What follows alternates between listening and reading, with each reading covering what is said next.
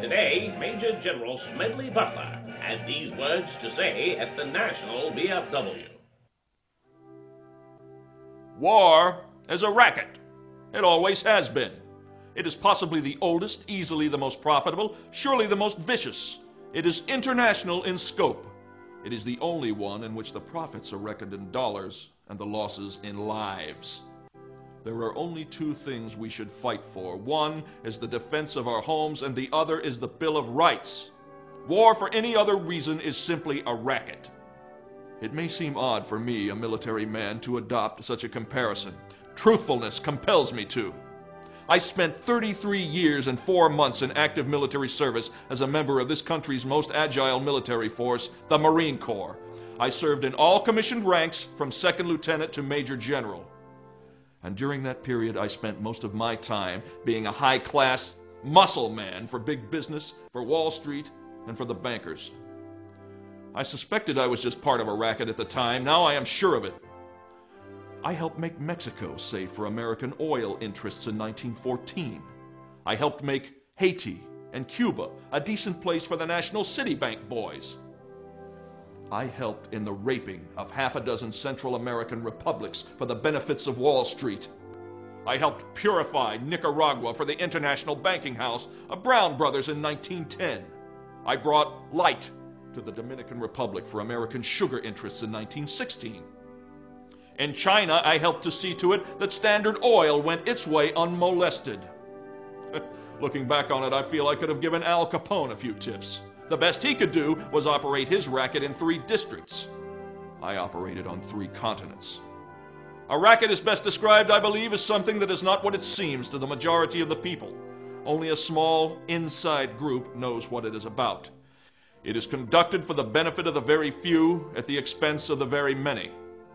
In the World War, a mere handful garnered the profits of the conflict. At least 21,000 new millionaires and billionaires were made in the United States during the World War. How many of these war millionaires shouldered a rifle? How many of them dug a trench? How many of them knew what it meant to go hungry in a rat-infested dugout? How many of them spent sleepless, frightened nights ducking shells and shrapnel and machine gun bullets? Out of war, nations acquire additional territory if they are victorious. They just take it. This newly acquired territory promptly is exploited by the few, the selfsame few who wrung dollars out of blood in the war. The general public shoulders the bill. It would have been far cheaper and safer for the average American who pays the bills to stay out of foreign entanglements. For a very few, this racket, like bootlegging and other underworld rackets, brings fancy profits. But the cost of operations is always transferred to the people who do not profit. Take the World War. It cost the United States taxpayer some $52 billion, and we haven't paid that debt yet. But ultimately, it's the soldier who pays the biggest part of the bill. If you don't believe this, visit the American cemeteries on the battlefields abroad, or visit any of the veterans' hospitals in the United States. Napoleon once said, "All men are enamored of decorations, they positively hunger for them." So, by developing the Napoleonic system, the medal business, the government learned it could get soldiers for less money, because the boys liked to be decorated. Until the Civil War, there were no medals. Then the Congressional Medal of Honor was handed out. It made enlistments easier. In the World War, we used propaganda to make the boys accept conscription. They were made to feel ashamed if they didn't join the army. So vicious was this war propaganda that even God was brought into it. With few exceptions, our clergymen joined in the clamor to kill, kill, kill. To kill the Germans. God is on our side. It is His will that the Germans be killed. And in Germany, the good pastors called upon the Germans to kill the Allies, to please the same God. Beautiful ideals were painted for our boys who were sent out to die. This was the war to end all wars. This was the war to make the world safe for democracy. No one mentioned to them as they marched away that their going and their dying would mean huge war profits. Thus, having stuffed patriotism down their throats, it was decided to help make them pay for the war too.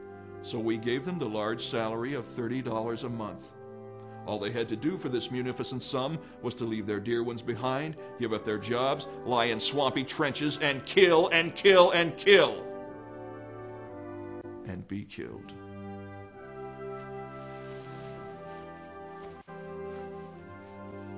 Well, war is a racket, all right. And the only way to smash this racket is to conscript capital, industry, and labor before the nation's manhood can be conscripted.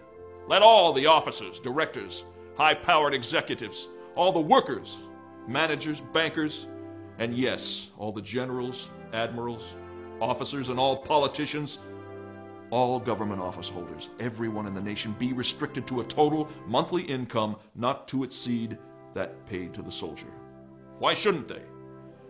They aren't running any risk of being killed or having their bodies mangled or their minds shattered. The soldiers are. Give capital, industry, and labor 30 days to think it over, and I think you will find by that time there will be no war. Another step necessary in the fight to smash the war racket is the limited plebiscite to determine whether a war should be declared. A plebiscite not of all the voters, but merely of those who would be called upon to do the fighting and dying. There wouldn't be very much sense in having the president of a munitions factory or the head of an international banking firm or the manager of a uniform manufacturing plant, all of whom see visions of tremendous profits in the event of war, voting on whether the nation should go to war or not.